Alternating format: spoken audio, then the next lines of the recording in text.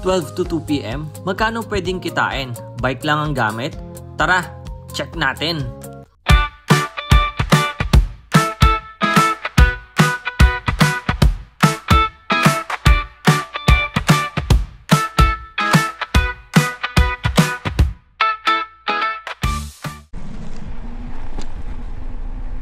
Guys, may nakuha na tayong order. This is our first order, no?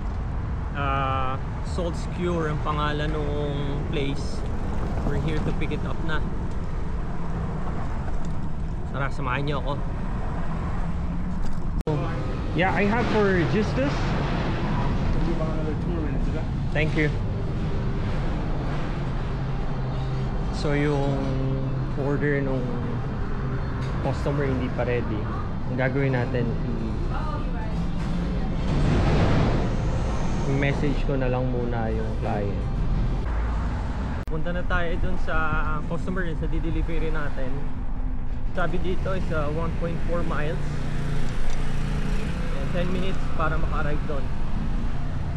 Tara. Kakatawid lang natin ng Sunset Boulevard as per the map. 2 minutes away from here na lang yung di-deliveran natin. So ito, makikita nyo yung bundok na yan.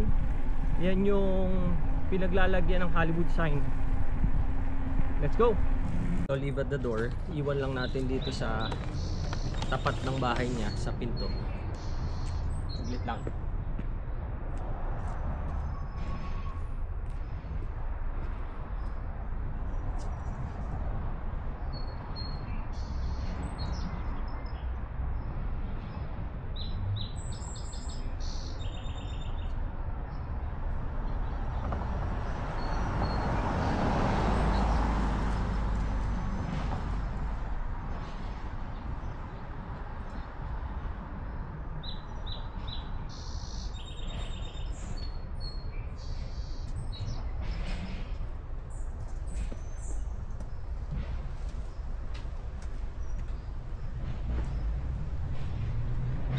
Done, na-deliver na natin.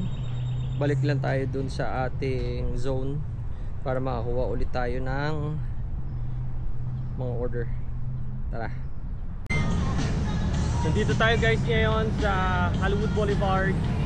So ito yung isa sa pinaghihintayan natin. Wax Museum banda roon. Tapos meron dito, ito yung Ovation Center.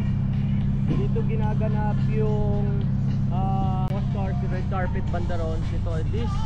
Itong street na to, itong road na to, dito yung may mga nakalagay sa lapag na mga stars, yung Hollywood stars.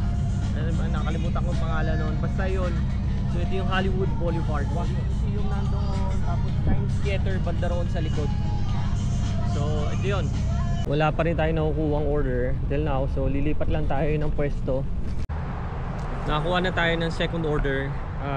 Ang layo niya is 0.7 miles. So ang sabi is, hindi ko lang matandaan kung magkano ang bigay nito, pero babalitaan ko kayo kung magkano yung bigay niya. Nagpipick upin na natin siya. Papunta na tayo ngayon dito, malapit lang, so paglabas natin kakaliwa lang tayo. Tara. Pick up for Andrew. Here you go. Thank you.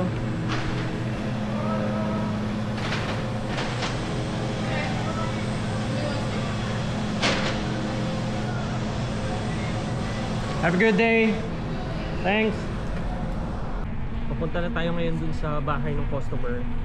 Ang sabi is 0.8 miles. So 5 minutes away from here. Papunta na tayo ngayon. So ito along Vine Street ito. And then kakanan daw tayo sa Hollywood Boulevard again. Tara. So na-handover na natin doon sa customer actually. Unfortunately naghihintay na pala siya doon. Hindi ko nakita kasi sabi nandito yung place. Pero dito pala siya, naghihintay na siya rito. So but ayos na ayos kasi yun yung pinakamaganda. Yung mga customer na nagwi-wait for you downstairs, mas maganda yon kaysa yung ikaw pa yung aakit doon sa building, di ba? Or sa mga condo. So maganda talaga pag naghihintay yung customer. Tara, hintay pa tayo ng maraming order. Let's go. medyo matumal yung order natin today. Nakakadalawa pa lang tayo. Well, siguro dahil Lenten season, I'm not sure, pero siguro isa yun sa mga reason. Pero kagandahan naman daw, napakaganda ng panahon dito. Of course, hindi masyado traffic kasi walang pasok yung mga bata. Plus nakalabas tayo. Yun yung pinakamaganda ron. So thank you Lord for that. At nakalabas tayo at nakakagawa tayo ng mga ganitong bagay. Physical activities is very important, you know, kasi it relaxes our body, no? Yung isip natin nakakawala ng stress talaga. So tara, balik tayo doon sa pinanggalingan natin. So it's 1.1 miles yung babalikan natin kasi doon yung hotspot. Balik tayo.